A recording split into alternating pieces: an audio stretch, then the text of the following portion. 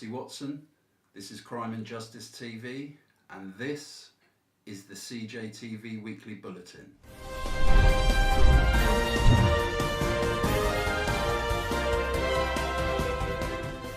This week, parole dates for high-profile IPP prisoners Danny Weatherson and James Ward, a downgrade in security classification for IPP prisoner Sean Thomas, the New Zealand terror attacker appears in court in New Zealand for his first court appearance, Universal Credit have been paying people £5 a month to live on, and also this week Crime and Justice TV has been given anonymous documents exposing inhumane living conditions in prisons here in England.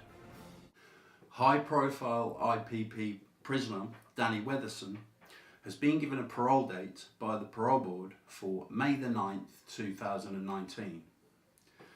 Danny Weatherson is currently detained at HMP Northumberland subject to the banned barbaric IPP sentence. Given a 16-month tariff IPP sentence for the attempted robbery of a coat and a mobile phone, Danny served 12 years subject to IPP, only to be recalled indefinitely after breaching his licence for smashing a chair in a probation-approved premises. Danny Weatherson, pictured here in this photo, slashed his throat in a horrific suicide attempt after 9 years of IPP hell, as Danny endured catastrophic mental health destruction endemic across the entire current 2,500 IPP estate. At present, as many as 70% of this IPP population, of which over 90% are over tariff, are self-harming. Major loss of life is attributed to IPP, with a death toll which has now both exceeded that of Grenfell Tower and Hillsborough. Crime and Justice TV will be visiting Danny Weatherson prior to his parole hearing on the 9th, on the 1st of May 2019, and Crime and Justice TV will continue to support Danny and his long-suffering family. High-profile IPP prisoner James Ward has also been given a parole date for the 16th of May 2019. James Ward, who received an IPP sentence with only a 10-month tariff for setting fire to a prison mattress, served 11.5 years before being released, only to be recalled indefinitely after only a few months. James Ward is pictured here kissing the forehead of his long-suffering father, pictured here on the day of his release in 2017 after serving 11.5 years of only a 10-month tariff. James Ward has suffered catastrophic destruction in mental health over the many years detained under the banned and barbaric IPP sentence. James has been a frequent self-harmer and has been on dirty protests. Since recall, subject to the IPP life licence, James has again suffered with devastating mental health attributed to the IPP sentence and has again been on dirty protests at HMP Nottingham before he was transferred to HMP Gartree, where he is currently detained in the segregation unit. Mainstream journalists such as Zoe Conway at the BBC have abandoned the plight of James Ward.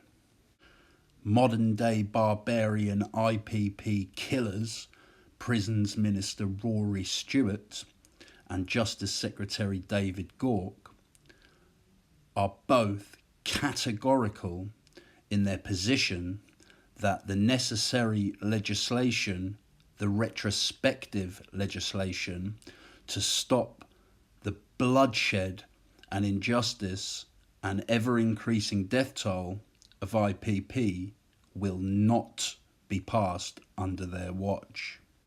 In a recent phone call from James Ward, from the segregation unit of HMP Gartree, where James Ward is currently detained, James told Crime and Justice TV that he is suffering very much and IPP is like torture. Crime and Justice TV will continue to support James Ward. In other news this week, the New Zealand terrorist responsible for 50 deaths and 50 more injured at 2 mass shootings at 2 mosques in New Zealand has appeared in court for his first court appearance. The images of this terrorist in court showcase the world's draconian criminal justice system's failure in merging artificial intelligence and modern tech advances with our draconian criminal justice systems. Should this man really face a lengthy trial at the cost to the taxpayer? After all, he live streamed the massacre and his guilt is obvious and clear. Darren Osborne, the man sentenced to a 43-year minimum term mandatory life sentence in Britain for murder after ploughing into faith worshippers at a mosque in London, UK, showcased this issue also. Osborne was dragged from the vehicle after the attack by the victims and onlookers, and his guilt again was clear and obvious. Yet Osborne, at massive cost to the taxpayer, used his trial to mock British justice, and at one point in the trial laughed and joked under oath, telling the court, "It wasn't me, it was a guy called Dave." The prosecution Queen's Counsel challenged Osborne. "This is a joke, isn't it, being on trial for murder?" Is it now time now, considering these events in an ever-changing technological world, to take a long, hard look at the principles of justice in terms of the right to a fair trial, when we have terrorists like Osborne and the New Zealand terror attacker live streaming their atrocities and then mocking the justice system throughout their trials? In other news this week, Crime and Justice TV has learned that shocking negligence is occurring within English prisons regarding fire safety and with inhumane living conditions. In these exclusive logbooks shown here in the images, provided to Crime and Justice TV by an anonymous source on the inside of one of England's prisons, you can see cell after cell after prison cell after prison cells with their inundation points on the cell door which don't open. Those inundation points are the access to a fire hose if the cell is on fire with a prisoner inside.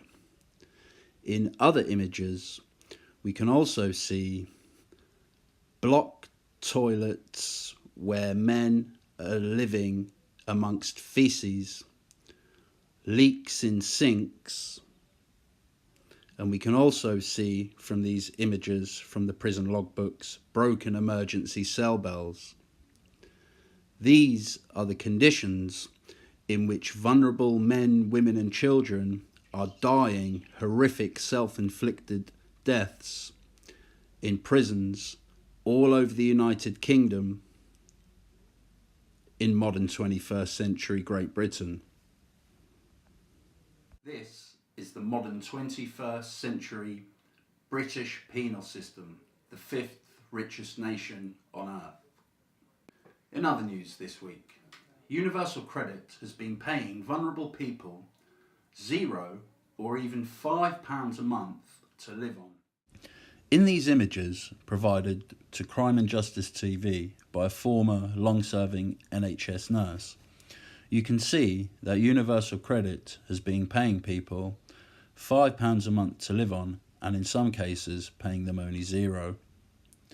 With 15 million people currently living in poverty, including 5 million children, as well as serving police officers having to take on second jobs to meet basic needs and provide for their families, with as many as 2 million using food banks and 320,000 street homeless.